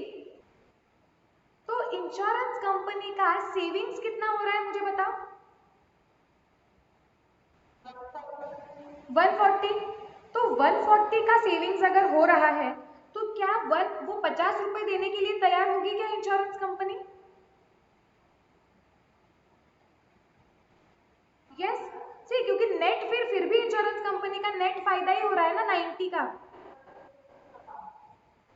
यस। तो इंश्योरेंस कंपनी बोलेगी कि ठीक है, अगर तुम ये खर्चा करके मेरा ही सेविंग्स कर रहे हो तो हम तुम्हें ये इंक्रीज्ड कॉस्ट ऑफ वर्किंग देंगे, ओके। वो लेकिन अगर ऐसा सिचुएशन होता था ना कि ये खर्चा करने की वजह से तुम्हारा एक्चुअल सेल्स हुआ है, लेट्स से सिचुएशन चेंज कर रही हूं मैं सिर्फ, तुम्हारा एक्चुअल सेल्स होता है लेट्स से 200, तो मतलब तुम्हारा शॉर्ट सेल्स कितना है अभी भी 800। तो इंश्योरेंस कंपनी को तुमको कितने देने पड़ते थे? 800 का 20% कितना आएगा? 160 बराबर। तो इंश्योरेंस कंपनी देखो अभी क्या कंपेयर करके देखेगी। इंश्योरेंस कंपनी बोलेगी कि देखो अगर तुम ये खर्चा नहीं करते थे तो मुझे 200 रुपए देने पड़ते थे। अब जब तुम ये खर्चा कर रहे हो, जो तुम बोल रहे हो कि मेरे फायदे के लिए, तो तुम मुझसे 160 रुपए ले रहे हो। इसका मतलब ये खर्चा करके तुम मेरे पैसे कितने बचा रहे हो? 40। लेकिन तुम मुझे क्या बोल रहे हो? आकांक्षा बोल रही है कि मैंने आपके ही पैसे बचाए, इसके लिए आप मुझे ये 50 रुपए एक्स्ट्रा दो। अब मुझे बताओ कौन सी इंश्योरेंस कंपनी ये बोलेगी अच्छा तुम मेरे 40 रुपए बचा के दे रहे हो ना, वो 40 रुपए बचा के दे रहे हो तो मैं तुम्हें 50 रुपए दूंगा। कोई करेगा ये? क्योंकि अल्टीमेटली अगर तुम देखोगे तो यहाँ पे इंश्योरेंस कंपनी को 200 देने पड़ रहे हैं और यहाँ पे इंश्योरेंस कंपनी को टोटल कितने देने पड़ रहे हैं? 210।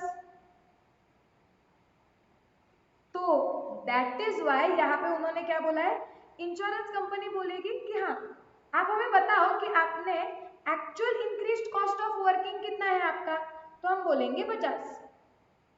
लेकिन वो बोलेंगे लेकिन हम ये निकालेंगे कि आपके वजह से ये 50 रुपए का खर्चा करके हमारा सेविंग्स कितना हो रहा है, तो हम बोलेंगे आपका सेविंग्स कितना हो रहा है, एक्चुअल सेल्स बढ़ने की वजह से आपका सेविंग्स कितने का हो रहा है? 40 का। तो वो बोलेंगे कि भाई हम आपको 50 नहीं दे सकते, हम मैक्सिमम आपको कितना दे सकते हैं? 40। क्योंकि 50 देंगे तो इंश्योरेंस कंपनी घाटे में जाएगी, इसके लिए वो क्या बोल रहे हैं कि हम आपको नीचे 3 फिगर्स कैलकुलेट करने बोलेंगे और वो तीनों फिगर्स में से जो लोएस्ट फिगर होगी हम आपको उतना ही देंगे। समझ रहा है क्या आपको? यस। इसके लिए उन्होंने क्या बोला कि पहले पॉइंट में आप लिखो कि आपका एक्चुअल खर्चा कितना हुआ है, सेकेंड पॉइंट में आप लिखो कि ये खर्चा करने की वजह से कितना एक्चुअल सेल्स आपका बढ़ा। जितना एक्चुअल सेल्स आपका बढ़ा उतने एक्चुअल सेल्स पे, क्योंकि जितना एक्चुअल सेल्स बढ़ेगा मतलब उतने सेल्स का जीपी हमें पे नहीं करना पड़ेगा। तो मतलब सेकेंड पॉइंट बताता है कि हमारा सेविंग्स कितना हुआ, ओके। थर्ड पॉइंट में वो आपको क्या कैलकुलेट करने के लिए बोलते हैं? थर्ड पॉइंट में वो बोलते हैं कि आप आपके एक्चुअल एक्सपेंस लो, ओके, और आप ये एक्चुअल एक्सपेंस को ये रेशो से मल्टीप्लाई करो। एक रेशो दिया हुआ है उन्होंने, और वो रेशो क्या है मैं बताती हूँ। न्यूमरेटर में GP on adjusted annual turnover and denominator में न्यूमरेटर, जो आपका न्यूमरेटर आने वाला है वो that is GP on adjusted annual turnover plus uninsured standing charges.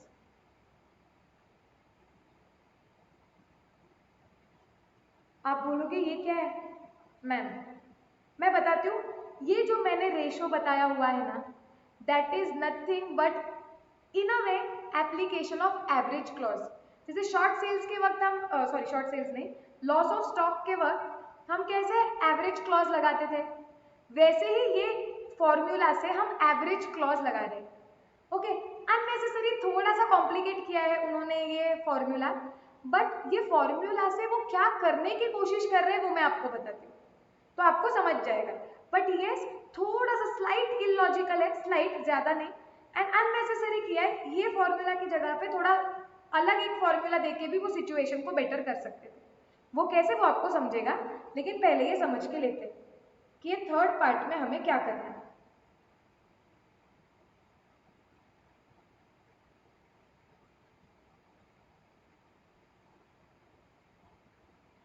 Okay, सबसे पहले लेट्स अंडरस्टैंड न्यूमरेटर। न्यूमरेटर का एक पार्ट क्या है, adjusted annual turnover. Annual turnover क्या है वो हमने देखा था क्या, जिस दिन आग लगी बराबर उसके पिछले 12 महीने का सेल्स। यस और no, annual turnover, yes, okay right, एक ही मिनट है।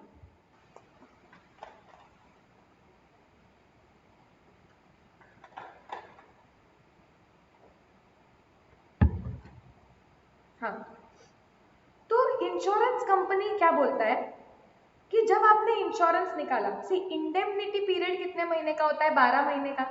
मतलब वो बोलते हैं कि यूजुअली इंश्योरेंस कंपनी क्या करती है कि अगर आग वगैरह लगी ना, तो वो बोलते हैं कि मैक्सिमम हम बोलते हैं कि आपका बिजनेस 12 महीने तक का आपका बिजनेस अगर बंद रहेगा, तो 12 महीने तक का आपका बिजनेस अगर बंद रहा तो उसके ऊपर का जो आप प्रॉफिट कमाते थे वो हम आपको देंगे। सो इनका बोलने का मतलब क्या होता है कि जब आप इंश्योरेंस पॉलिसी निकालते हो, ओके, सो लॉजिकली आग लगने के बराबर पिछले 12 महीने में जितना सेल्स हुआ, ठीक है, वो सेल्स को आप पहले एडजस्ट करो। एडजस्ट करो मतलब ट्रेंड को एडजस्ट करो। क्या आप बोलोगे कि यहाँ पे हम प्लीज थोड़ा सा फोकस आए रखो, यहाँ पे हम ये निकालने की कोशिश कर रहे हैं कि आपने इंश्योरेंस पॉलिसी कितने अमाउंट की निकालनी चाहिए थी। ओके, तो आपने कितने अमाउंट की निकालनी चाहिए थी, तो आपने ये देखना चाहिए था कि अभी आग लगने के एग्जैक्टली 12 महीने पहले कितना सेल्स हुआ था, ठीक है, सो दैट 12 मंथ्स में कितना सेल्स हुआ था। तो आप जब इंश्योरेंस पॉलिसी निकालोगे तो आपने ऐसे सोचना चाहिए था एक साल पहले कि 12 महीने में इतना सेल्स होता है, प्लस आगे जाके मेरा ट्रेंड, मतलब सपोज आग लगने के एग्जैक्टली 12 महीने पहले आपका सेल्स हुआ था 100, तो इंश्योरेंस पॉलिसी निकालते वक्त आपने ऐसा सोचना चाहिए कि मेरा अगर आग लगे तो मेरा बिजनेस मैक्सिमम कितना डिसरप्टेड एक्सेप्ट करेगा इंश्योरेंस कंपनी, 12 महीने, तो मेरा 12 महीने में सेल्स कितना होता है 100। ओके, लेकिन आगे जाके आग लगेगी ना, तो आगे जाके जब आग लगेगी तो 100 तो सेल नहीं होगा मेरा सेल कितना होगा, प्लस ट्रेंड के लिए मैं एडजस्ट करूंगी, तो सपोज प्लस 15%। तो इसका मतलब अगर फ्यूचर में जाके आग लगी और अगर मेरा बिजनेस मैक्सिमम पूरे 12 महीने के लिए बंद रहा, तो मैं कितना सेल्स मेरा मिस हो जाएगा, 115, और मेरा जीपी रेशियो है रफली अराउंड से 20%। सो आइडियली मेरे इंश्योरेंस कितना निकाल के होना चाहिए, 115 into 20%, that is 23 plus, okay, ये 23 प्लस इंश्योर्ड स्टैंडिंग चार्जेस। क्यों? क्योंकि जीपी निकालते वक्त आप सिर्फ क्या लेते हो? Net profit plus insured standing charges. और हम यहाँ पे क्या निकालने की कोशिश कर रहे हैं कि हमने कितने का इंश्योरेंस निकालना चाहिए था। तो हमने बोला आग लगने के 12 महीने पहले कितना सेल हुआ था, तो वो आप उसको बेस ले लो। ओके, और हम बोल रहे हैं कि अगर आग लगी और बिजनेस पूरे 12 महीने के लिए बंद हुआ तो हमारा सेल्स 100 होगा, लेकिन फ्यूचर में, ये तो अब भी 100 हुआ है ना, आगे जाके आग लगेगी और आगे जाके जब बिजनेस बंद होगा तो 100 सेल हमारा मिस हो जाएगा, प्लस 15% एक्स्ट्रा सेल तभी होता था, तो हम 115 का सेल मिस करेंगे। तो 115 का सेल मिस होगा तो उसके ऊपर 20% मेरा जीपी इज 23। तो मतलब मैंने इंश्योरेंस पॉलिसी निकालनी चाहिए थी 23 प्लस अगर कोई अनइंश्योर्ड स्टैंडिंग चार्जेस है तो वो भी ऐड होने चाहिए, क्योंकि आइडियली मैंने पूरा इंश्योरेंस निकालना चाहिए। There should be nothing uninsured. Are you understanding this?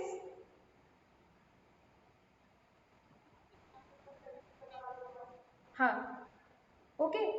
मैं आपको बस ये फॉर्मूला का लॉजिक बता रही हूँ कि ये क्या सोचा गया है, ये फॉर्मूला कैसे डिजाइन किया गया है।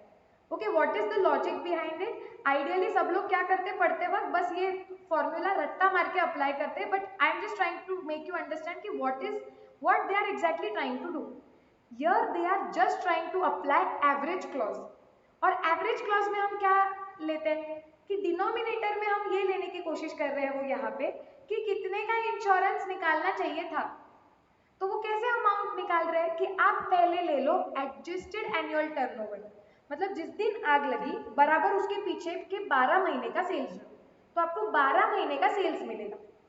लेकिन आपको वो 12 महीने के सेल्स को एक्सपेक्टेड ट्रेंड से एडजस्ट करना है, क्योंकि हम क्या बोल रहे हैं, पिछले 12 महीने में, आग लगने के पिछले 12 महीने में सेल्स इतना हुआ है, जब तो वो 12 महीने में सेल्स उतना होता है। लेकिन अगर हम बोल रहे हैं कि फ्यूचर में आग लगेगी तो तब कितना सेल्स होता था, तो कुछ ट्रेंड चेंज हुआ होगा, तो ट्रेंड के हिसाब से एनुअल टर्नओवर को एडजस्ट करो कि ट्रेंड के हिसाब से 12 महीने का सेल्स कितना होता था। Okay, multiplied by GP ratio. तो मल्टीप्लाइड बाय जीपी रेशो, तो वो आपका न्यूमरेटर आ गया। क्लियर है क्या ये? और डिनोमिनेटर में वो क्या बोल रहे हैं, डिनोमिनेटर में क्या आना चाहिए कि आपने कितना इंश्योरेंस निकालना चाहिए था। तो आपने कितना निकालना चाहिए था जी, अगर मैं 115 को 20% से मल्टीप्लाई करती हूँ तो ये 23 आता है। ओके, ये 23 में जीपी का मतलब क्या होता है, net profit plus insured standing charges. लेकिन निकालते वक्त तो आपने कितना निकालना चाहिए था, आपने सारे स्टैंडिंग चार्जेस कवर करने चाहिए थे। सो आपने कितना इंश्योरेंस निकालना चाहिए था, 23 तो बराबर है, लेकिन प्लस अनइंश्योर्ड स्टैंडिंग चार्जेस। तो ये एवरेज क्लॉज जैसा लॉजिक लगाने गए हैं वो, इसके लिए उन्होंने ये फॉर्मूला डिराइव किया है कि आप न्यूमरेटर डिनोमिनेटर में क्या लोगे, gross profit on adjusted annual turnover, मतलब एडजस्टेड एनुअल टर्नओवर के ऊपर का ग्रॉस प्रॉफिट, प्लस उसमें ऐड करोगे अनइंश्योर्ड स्टैंडिंग चार्जेस, क्योंकि डिनोमिनेटर बताता है कितने का इंश्योरेंस आपने लेना चाहिए था। ओके, अब टेक्निकली ये फॉर्मूला में न्यूमरेटर थोड़ा अलग लेना चाहिए था, उन्होंने क्या लेना चाहिए था मैं बाद में बताऊंगी, लेकिन उन्होंने न्यूमरेटर में क्या लिया, GP on adjusted annual turnover, कि आपने इंश्योर्ड कितना कवरेज हुआ है आपका। तो यहाँ पे हम वो प्रोपोर्शनेट जो एवरेज क्लॉज का लॉजिक लगाते हैं ये वो लगा रहे हैं। आर वी क्लियर कि ये फॉर्मूला में वो क्या करने की कोशिश कर रहे हैं, डिनोमिनेटर में आपने कितने का इंश्योरेंस लेना चाहिए था, एंड न्यूमरेटर में इट इज नॉट कि आपने एक्चुअली कितना लिया, ये उन्होंने नहीं लिया हुआ है, वो बोल रहे हैं कि GP on adjusted annual turnover. तो यहाँ पे आप देखोगे तो denominator is bigger than numerator, they are just trying to apply कि आपके जितने भी खर्चे हुए हैं ना, वो खर्चे का कुछ प्रोपोर्शनेट ही हम आपको देंगे। तो बोल रहे हैं कि अगर आपका GP on adjusted turnover annual turnover 100 आ रहा है, तो आप देखो कि आपका GP on adjusted turnover plus uninsured standing charges कितने हैं। तो अगर आपने कुछ अनइंश्योर्ड रखा है तो आपको पूरा पैसा नहीं मिलना चाहिए ना, इसके लिए वो ऐसे बोल रहे हैं कि डिनोमिनेटर में आप लो कि आपने कितना इंश्योरेंस निकालना चाहिए था, जो चीज आपने इंश्योर्ड नहीं की है वो भी पकड़ो, तो मैंने 120 का निकालना चाहिए था। एंड न्यूमरेटर में सिर्फ जीपी आएगा ऑन एडजस्टेड टर्नओवर, क्योंकि वो जीपी में क्या आता है, सिर्फ net profit and insured standing charges. So here they are trying to find out the proportion कि अगर आपने कुछ चीजें अनइंश्योर्ड रखी है तो आपको जो आपने खर्चा किया है वो भी पूरा नहीं मिलना चाहिए। क्योंकि अगर आपने, देखो लॉजिक लगाओ, अगर आपने कुछ चीज अनइंश्योर्ड रखी ही नहीं है तो आपका न्यूमरेटर अगर 100 आ रहा है तो आपका डिनोमिनेटर भी 100 आएगा। क्योंकि यहाँ पे फॉर्मूला क्या है, ऊपर न्यूमरेटर 100 आया है, GP on adjusted annual turnover, denominator क्या आएगा 100 प्लस 0, अगर आपने अनइंश्योर्ड कुछ रखा ही नहीं है तो। और अगर आपने अनइंश्योर्ड कुछ रखा ही नहीं है तो आपने जितना खर्चा किया है हम आपको पूरा दे देंगे। उनको बस इतना देखना है कि अगर आपने अनइंश्योर्ड कुछ रखा हुआ है तो आपने कम इंश्योरेंस निकाला हुआ है तो हम आपको पूरे खर्चे देंगे नहीं। इसकी वजह से उन्होंने ये आपको फॉर्मूला दिया है कि आप एनुअल टर्नओवर लो, उसको एडजस्ट करो, उसके ऊपर का जीपी निकालो न्यूमरेटर में, वो सपोज 100 आ गया, और डिनोमिनेटर में न्यूमरेटर प्लस अनइंश्योर्ड ले लो, क्योंकि अगर आपका कुछ अनइंश्योर्ड रहेगा तो आपका डिनोमिनेटर बड़ा हो जाएगा, तो automatically this will become less than 100%। मतलब आपको, सिंस आपने कुछ अनइंश्योर्ड कंपोनेंट है आपके पास, इसके वजह से जो आपने खर्चे किए वो भी आपको पूरे मिलेंगे नहीं। ये लॉजिक से उन्होंने ये थर्ड पार्ट बोला है कि एक्चुअल एक्सपेंस को मल्टीप्लाई करना है with this ratio. Are we clear? इसलिए वो क्या बोल रहे हैं कि हम आपको, अगर आपने कोई इंक्रीज्ड कॉस्ट ऑफ वर्किंग किया हुआ है, ओके, तो हम आपको इंक्रीज्ड कॉस्ट ऑफ वर्किंग क्या होता है कि वो खर्चे जो आपने किए, क्यों किए, ताकि इंडेमनिटी पीरियड में आपका एक्चुअल सेल्स क्या हो जाए, बढ़ जाए, तो वो खर्चे हम आपको देंगे, लेकिन हम आपको कितना देंगे, लोअर ऑफ 1, 2 एंड 3, कि पहले आप लिखोगे एक्चुअल खर्चा कितना हुआ, सेकेंड पॉइंट में आप कैलकुलेट क्या करोगे कि ये खर्चे के वजह से वो इंश्योरेंस कंपनी का ग्रॉस प्रॉफिट कितना सेव हुआ। कैसे कैलकुलेट होगा वो, ये खर्चे के वजह से कितना एक्चुअल सेल्स बढ़ा उसके ऊपर का ग्रॉस प्रॉफिट, इन शॉर्ट उनका कितना ग्रॉस प्रॉफिट सेव किया आपने, वो सेकेंड पॉइंट में आएगा। थर्ड पॉइंट में आएगा आपने जितना भी खर्चा किया है वो हम पूरा नहीं देंगे, हम आपको मल्टीप्लाई करेंगे उसे एवरेज क्लॉज से, इन तीनों में से जो लोअर होगा इंश्योरेंस कंपनी आपको वो देगी। Are we clear?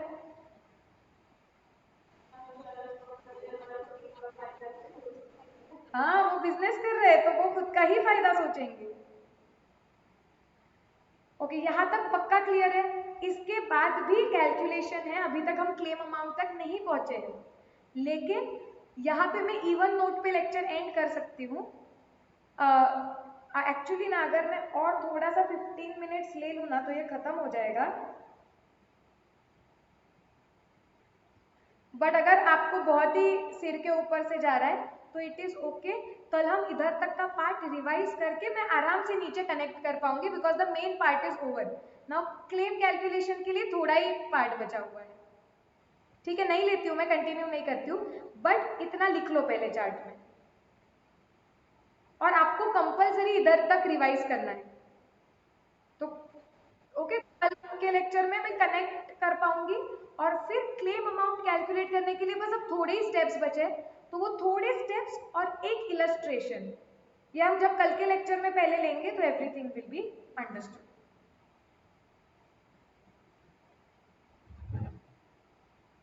लिख के हो गया तो बता दो।